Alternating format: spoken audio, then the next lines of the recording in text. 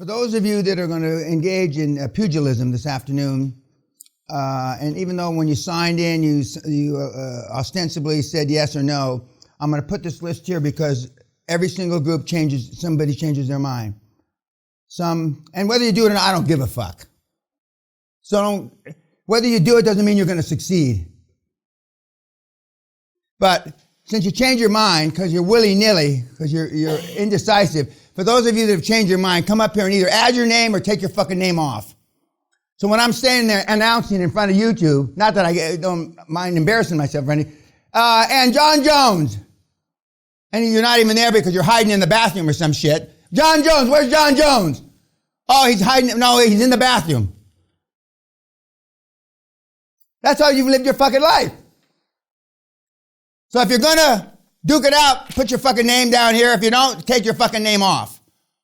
So I don't chase you around like a cunt. Now, speaking of cunts,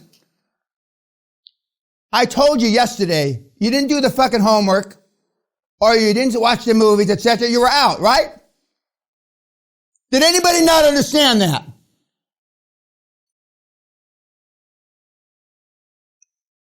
I meant it.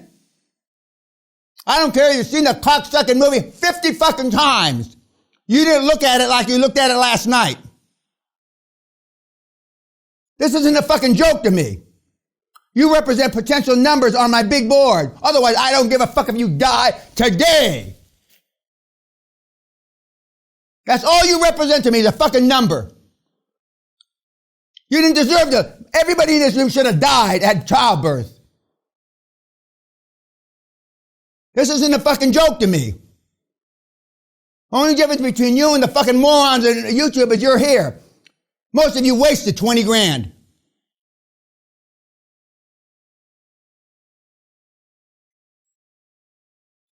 This is a joke, this slide. To say that you weren't programmed for success is a fucking understatement of Quran, biblical, and everything, all kind of proportion. Now, even though the thing about little Barron Trump was yesterday, and I said just casually as a flippant comment, well, none of you were raised this way. I should have spent all fucking day on that slide, or that comment. You know what President Trump would do to the Barron, the little shit Barron, if he didn't do something or show up? He'd get him a fucking beating. All of them got beatings.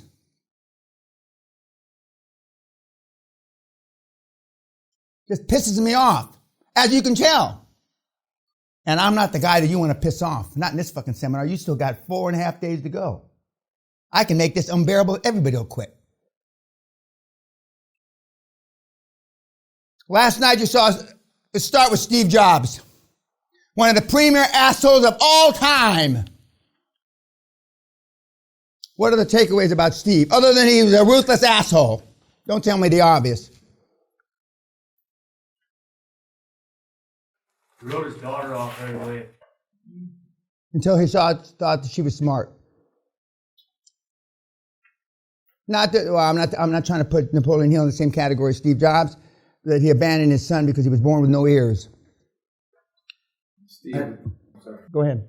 He was relentless in his pursuit of his vision, regardless of how many people try to get in his way or dissuade him. And I did some work back in the 80s for Apple. You couldn't confuse Mr. Jobs with the facts. And I am very similar. My facts. We have intergalactic truth. We've got intercontinental truth. We have national truth. And we got our motherfucking truth.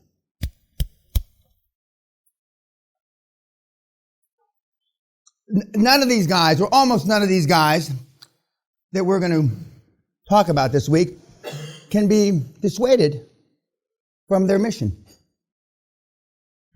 They're OCD in that way, the compulsive disorder, their mission, that's it. And whereas most people, and that's why I give the analogy of the speed bumps, some of you are going to see, I see speed bumps, you're going to think it's a Grand Canyon or fucking Mount Everest, and it's just a fucking speed bump. when I say that I can't remember the last time I failed, Sally would remind me, these minor things that have happened over the last 20 years, but I don't consider them failures. Just didn't work out. I just change the circumstance around and try again until I make it work. Whereas most people would have given up trying to change the personal development industry like I have in the last 26 years.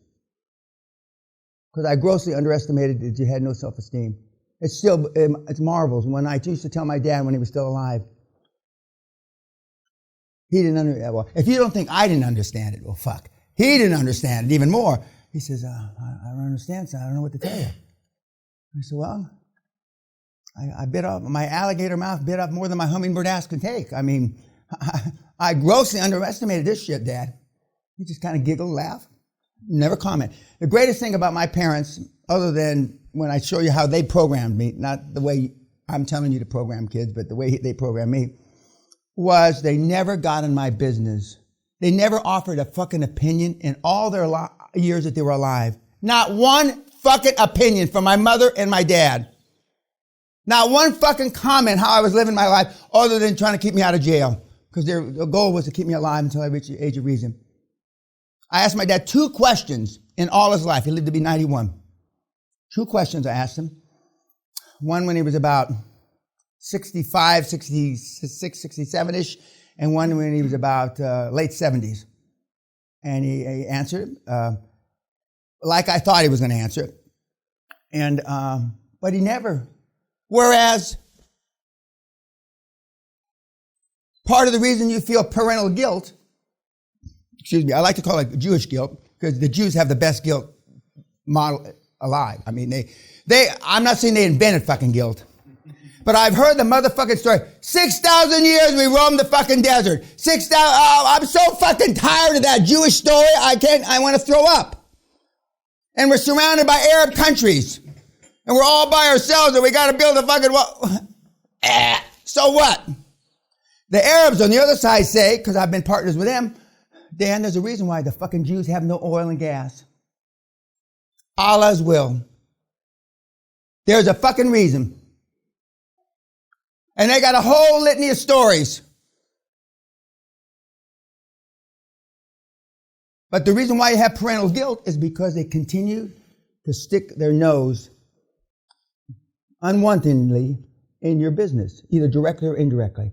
If they don't directly tell you, they tell your brother or sister. Or they tell a cousin. Okay, Steve Jobs, what else? Yes, sir. All his employees are numbers, even like Wozniak, he started Apple with, he's totally disattached from it emotionally. Wozniak is the mentee of one of my mentees now, which we'll talk about later today. The Woz, and we're going to have some detailed information that the Woz gave to one of my mentees, one of my Hall of Fame mentees, that is quite, well, it's not uncharacteristic of what we saw Mr. Jobs do, but it's quite remarkable that he did it the Woz, his lifetime buddy, yada, yada, yada. Well, Mr. Jobs didn't have any fucking lifetime buddies. He didn't fucking chill. And contrary to what the YouTube fucker said, although he was aware of Buddhism and that stuff in his young life, he didn't get serious about religion until they said he was going to fucking die. Then he got holier than shit. As you do. As you do. What else about Mr. Jobs? Yes, sir. Ma'am. If you don't bring value to the business, then you're going to be 86 pretty quick. Everyone's replaceable. Everybody is. And you're going to see how replaceable you are. The first, because I made a list last night. Who's going to have the first board meeting? I already know.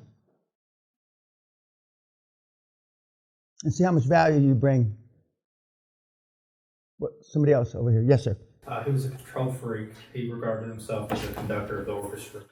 And I told you the first night that for the first time in your lives, you're going to be the conductor because you're going to know all the financial instruments. But there's only one that we use, commercial debt. All the others are just bullshit. What else? Yes, sir. It shows how hard it is to be at the top of the game because nobody shares your vision. They don't see it like you do. And remember, the board, when you're picking your board, starting with the chairman, they're going to be a reflection of you, your vision. The vision starts at the top. And if you pick, remember I said, the challenge is you're going to pick people that you feel comfortable with, which is wrong. This program teaches you to be comfortable being uncomfortable 100% of the time. When you wake up in the morning to the time you go to sleep, being uncomfortable, stretching getting outside your comfort zone. The reason that you're here in your situation of life today, and the same reason that the kids on the YouTube are, is you have not been able to get out of your comfort zone successfully. And the few times that you've gone outside your comfort zone, you failed. And nobody likes failure. What else? Yes, sir. You never give praise to other people for what they've achieved or accomplished. Yeah, well, boy, I have a thing on my desk to remind me because I don't believe in praise. I don't believe in it. I never needed it. Why in the fuck does anybody else need it? I literally have a thing on my desk to remind me. To tell my kids I love them and to give praise.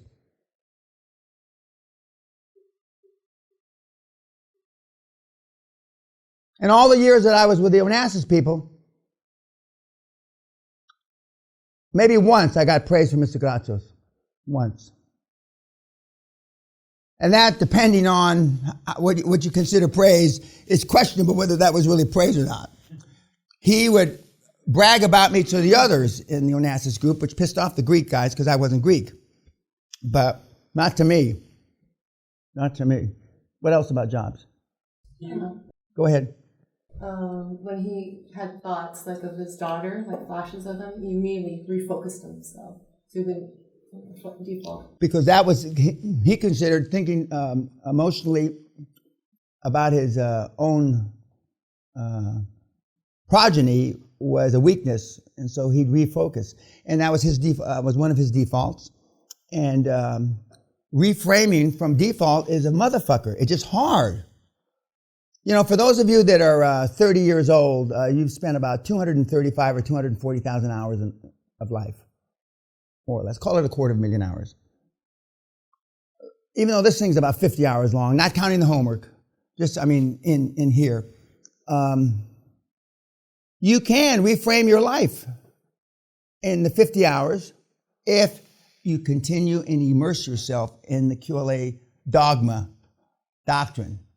If you don't, that 50 hours will just wash by like, sand on a beach, and you'll be back to where you started. Because 250,000 hours is a lot of hours. For those of you that are 60, or closer to 60, you've got almost 500,000 hours that you're trying to replace with 50 hours. It's not possible. Unless every day, you immerse yourself in 2 or 3 hours of QLA. And when you hear it starting today, one of the stars, he says he listens to me 15, 20 minutes in the morning to get his program going, his QLA program. So he starts to think, in some of your cases, you'll say starts to think savagely, or that's not, you wouldn't know savage if it bit you in the ass. If I'm considered weak by a lot of the big hitters, where are you on the fucking scale, guys and gals? Where are you on the motherfucking scale? If they consider me a weak person. You're not even on the fucking scale. You're bigger than a cunt. Whatever's worse than a cunt. And when I say cunt, I mean coward. Just so everybody gets that straight. When I call you a vagina, you're a bigger coward than a cunt. Because vagina seems to me more graphic. Maybe it's not. I don't know. But to me it is. So don't confuse me with the fucking facts. I mean, in my world, you wouldn't have lived past 15 where I came from. Nobody in this room. You just wouldn't have. It wouldn't have happened. Something else? Yes, sir. He started something, even though he was uncertain of the end result. He started with the visionaire, I guess. Yeah.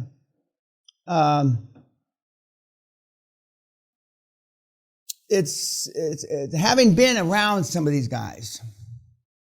It's remarkable how there was a book written many years ago, men are from Mars and women are from Venus or some bullshit like that, about how we think differently. Not the least of which, a woman says 30,000 words in a day and a man 5,000 to 6,000. That says it all right there. That says fucking motherfucking volumes. Woman can't keep her fucking trap shut. 30,000 words minimum. A guy, 5 to 6. A verbose guy, 6,000. A quiet introvert guy, 4 to 5,000. I mean, that explains the whole world.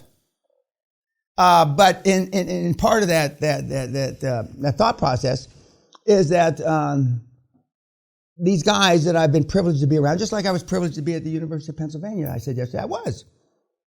It's not like the place I went to school with for sure. And it's pretty much not like the schools that I've talked to, had the privilege of speaking at, for the most part. Although Naval Academy was really special and Oxford was really special, but there is a air of sureness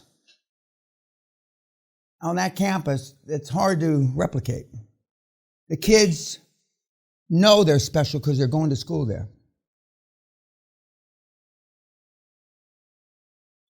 Not bumfuck state university some of you went to. I went to a school you got to complain about, so I'm not demeaning with some of you that went to shitbag schools. But it's just different. And down deep inside, you know it. The bad thing about it is, down deep inside, you don't think you can compete with them. But that's wrong. The only difference between you and them is their parents programmed them for success, and your parents didn't. So I could give a whole seminar. Why didn't your parents program you for success? Don't they love you? Because they're too fucking stupid. That's why. So we got stupidity after stupidity after stupidity, generation after generation after generation. And look what we got. And as I said yesterday, the two reasons they give, we did the best we could, which is just horseshit. And the next one is, you don't know what you don't know, which is a better answer, actually. Because they don't know. They don't know dick.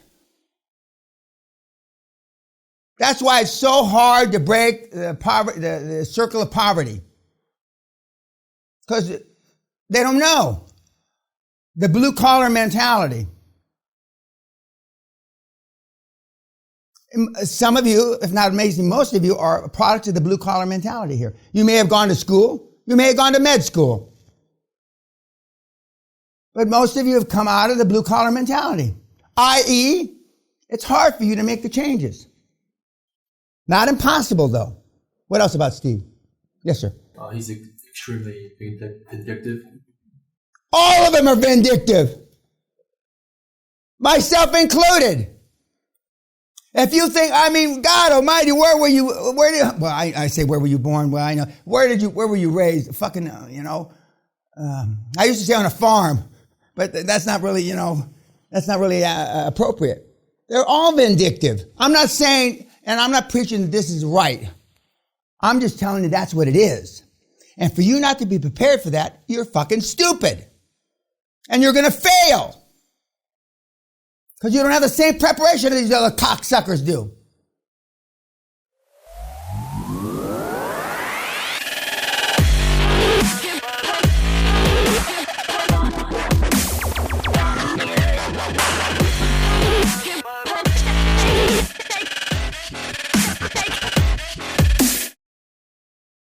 They will eat you and see, down deep inside, you know they're going to eat you alive. That's why you haven't competed. When I ask you, what's kept you from higher success, 2 or 3 different ways? And I ask the question 2 or 3 different ways to see if I make sure I get the same answer. It's 99% of the people that come to me say it's me that have kept me from taking the, you don't say this, taking the risk, getting out of my comfort zone, whatever. Because you're not prepared for it. And then one of the charts that, last slides that we looked at last night, when is enough enough? Don't you have it, and then the scale of money, why money's bad and all that. You've been hearing that all your life. You've been hearing that. They've had studies over the last 50, 80 years. They take twins at birth and they give one twin to, somebody in the ghetto, which is really awful when you think about it. Why give them to a poor fucking, you have the ability to put, but anyway, that's a whole other story. And then you give one the Trump, a Trump kind of family, and there's no comparison. Most of you maybe didn't go to the ghetto or the barrio, but close enough for government work. What else about Trump? Yeah. He doesn't bullshit himself. He doesn't, takes a blunt truth. We have 2 or 3 hours the day after tomorrow. Almost everybody that comes through here suffers from the folly of themselves. In other words, they bullshit themselves. And there's never an easy time to make a hard decision. When you're going to kick your old lady to the curb, we have 60% divorce rate and business partnership breakup rate here. And we stopped counting at 60 because, 60's high enough. But we also, part of that, a part of that statistic that we could have is the fact that we allow ourselves to cajole ourselves, to fool ourselves. And like one of my favorite examples is people that run marathons. The first marathon I ran 3 hours. The first. And I'm not an athlete. 3 hours! I know kids that have come through this seminar that run 5, 6, 7, 8 hour marathons. If you're going to run a 7-hour marathon, you ought to kill yourself, metaphorically speaking, of course. And they say they're doing it for the experience. What positive repercussions can a 7-hour marathon possibly have? Unless you weighed 9,000 pounds and you lost 8,400 pounds or 500. Other than that, what possible positive impact can a 7-hour motherfucking marathon have on you? That's a brisk walk.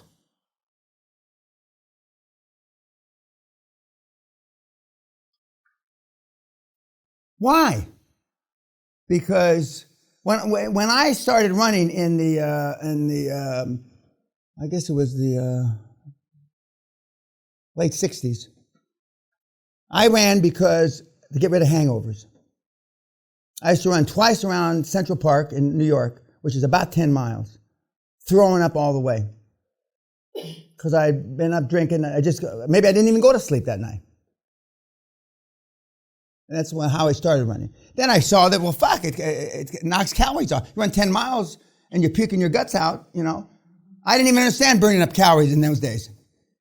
And then I played racquetball because I found if my physical condition was better, I could stay up more days and work longer hours. So I played racquetball 2-3 days a week. And I was a quite competitive racquetball player in tournament level. And so I had to get in better shape. So I started running to play racquetball. That's how it all started. And then at that time, there was a Runner's World, the magazine came out. And a lot of the guys on Wall Street, really to get rid of hangovers is how it started.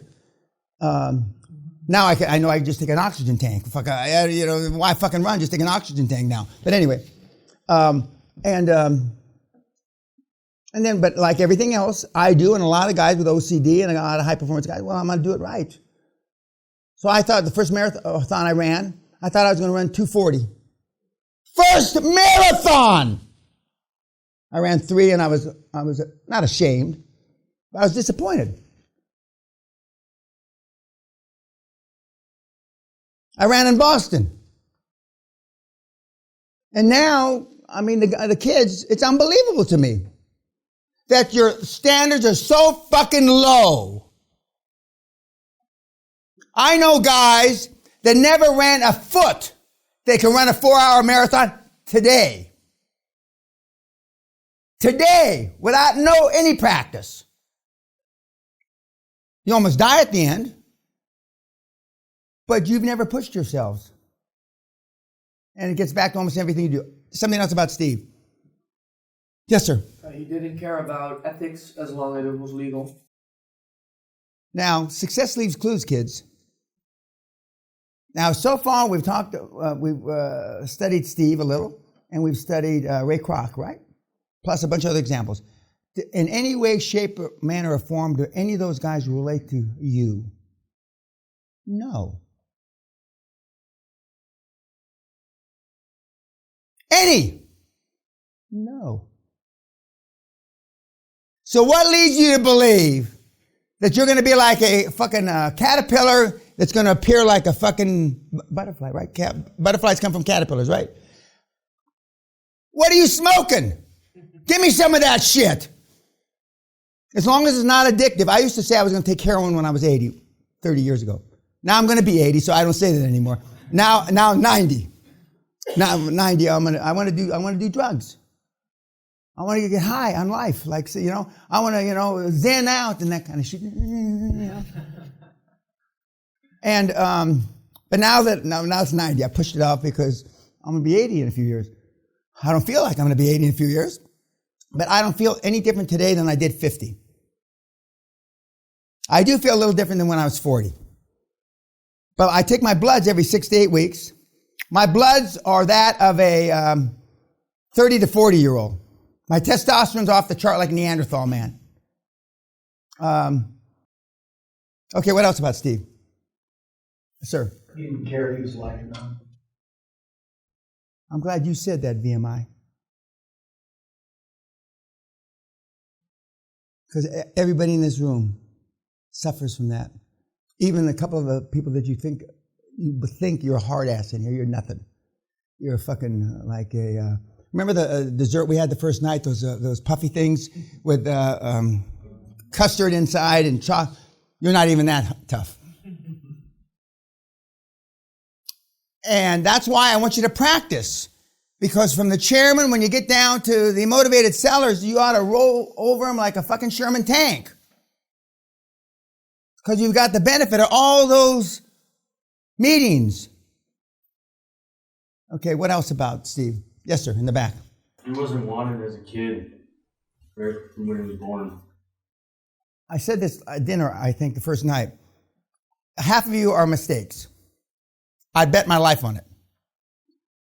I don't mean the kind of mistakes that you're 6, 8 years difference from your brother or your sister. I don't mean that.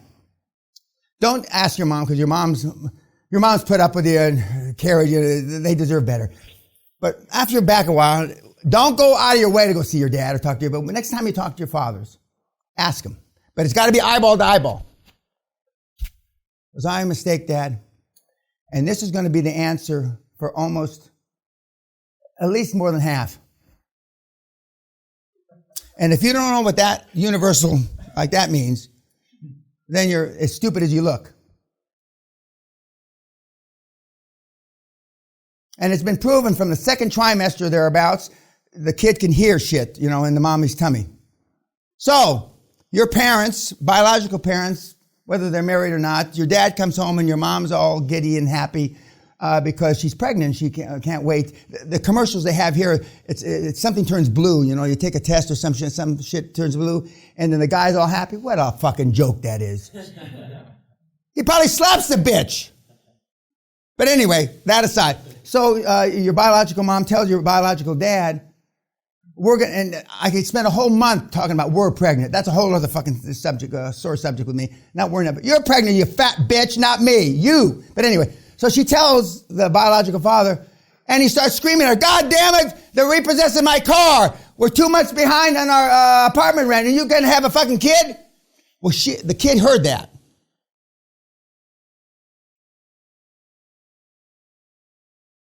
The kid heard that.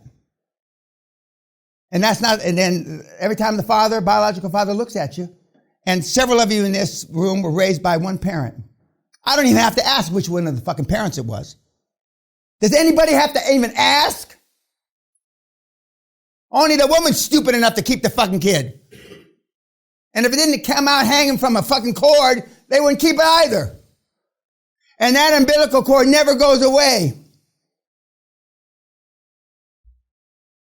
Right, moms? It never goes away. Okay, what else about Steve? Yes, sir. I felt like he lived in a different reality, and that's what explained why he was the way he was. That's what they say about me. I don't live in the real world. One of the reasons we moved up here, other than the security, because they were trying to kidnap the kids. Now, I'm not even going to touch upon that in the seminar, but that's a big problem that you haven't even thought about. Creating generational wealth, and they're going to snatch your fucking kids. We used to say they're going to snatch Kelly and they'll give her back in 6 hours. We used to say that, but they've tried to kidnap the kids before. So we moved up here. This place is easily defendable. We used to have the Chris Frith, who was the head of security for Queen Elizabeth, retired Marine. So I've been through that. The seminar is not going to cover that. We talk a little bit about it at the hardcore because they're closer to that. But we live in a different reality. If you think Elon Musk lives in the same reality you do, I mean, what are you smoking? I mean, you should have been on Joe Rogan having a joint with Joe. And they develop their own reality. What else about Steve? Yes, sir. There's absolutely no place for... You know, like I said, if I was to judge you by the people, your close associates, colleagues right now, almost everybody in the room would be judged poorly. Machiavelli said a ruler is judged by the people he surrounds himself by. And when I think back, I've always been attracted to guys that were bigger and stronger. And I'm not a small guy, okay? Bigger and stronger than I was. I don't know why. In my group, I wasn't the toughest, and I was pretty fucking tough. But in my group, I was probably, out of 6 guys, maybe I was number 5 tough. And we fought amongst ourselves. And I know 4 of the guys, at least 4, used to beat me up almost regularly. Unless I hit them with a chair or something from behind and they didn't know the fight had ensued, which I did a couple times. And one time, a buddy of mine, Walt Wojak, who's still alive, recently lost his wife. I hit him with a chair at the corner of Reseda Boulevard and Ventura Boulevard in the Valley. I hit him with a bar stool. And bar stools don't collapse like in the movies. He went down like a ton of fucking bricks. But then he got up, much to my chagrin. And he beat me from the inside of the bar out into the parking lot, unconscious. Then they all went back in and just left me there. And they don't go and say, oh, how are you? Can I get you? That's bullshit. That's in the movies. So I don't know if it was 5 or 25 minutes. I get up and I jump on him again, and he beats me right away out into the parking lot. He beats me unconscious, and then they rip my clothes off and let me. I used to wear boxer shorts. Used to be the rage back in the day. Okay, and you used to have boxer shorts that with no button, so your pubic hairs would show. That was the rage. And you used to wear penny loafers, boxer shorts, penny loafers, and a t-shirt. That's it. That was the rage back in the day. Anyway. So he beats me, and then they take my clothes off and they pin it up with nails behind the bar. And now those clothes stayed there for 15, 18, 20 years. Now that bar's down. There's no bar there in the corner of Reseda Boulevard and Ventura Boulevard anymore. But I've always been attracted to, not sexually attracted, but attracted. I wanted to be around tough guys.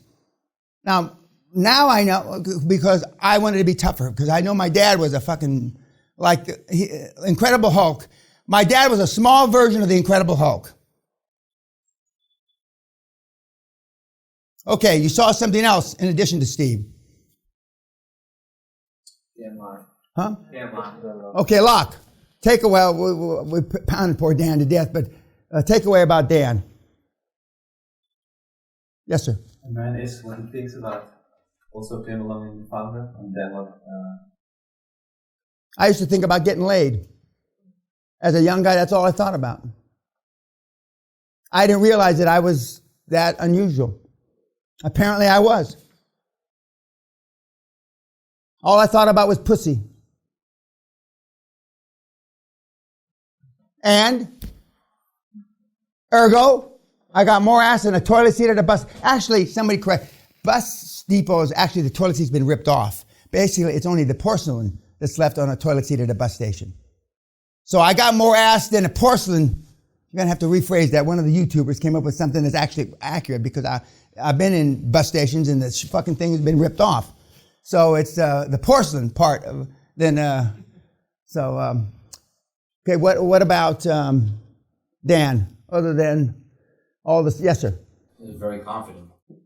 Now he is. Yeah, believe me. The red suit. Now he is. But and I reminded him, and as his wife pointed out, I think, yeah, well, only you knew him back then, which is true. I did, other than his mom.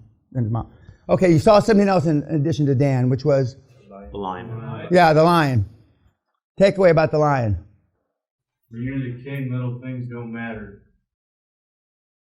Sometimes you have to remind them that you are the king. Correct. And you're going to have to remind them that you're the boss, especially the young kids. For the doc, it's easier for docs because they give you a benefit of the doubt you shouldn't have. You shouldn't, because you're a dipshit like everybody else, but you're a medical doctor dipshit.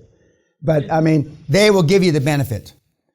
The nurses that go into the healthcare thing, they'll get the benefit. Okay? There's certain professions. When you're a lawyer, you get no benefit across the board because you're just considered a cheat and a lying thief. You get no benefit, okay? But, I mean, there's certain professions where you get a benefit in the QLA model just because of the education. Pardon? Engineers get no benefit for anything other than being slow, too meticulous, and spreadsheet everything to death. Okay, any other comments about the stuff you saw last night? Okay, you two, please pass in your homework. Thank you.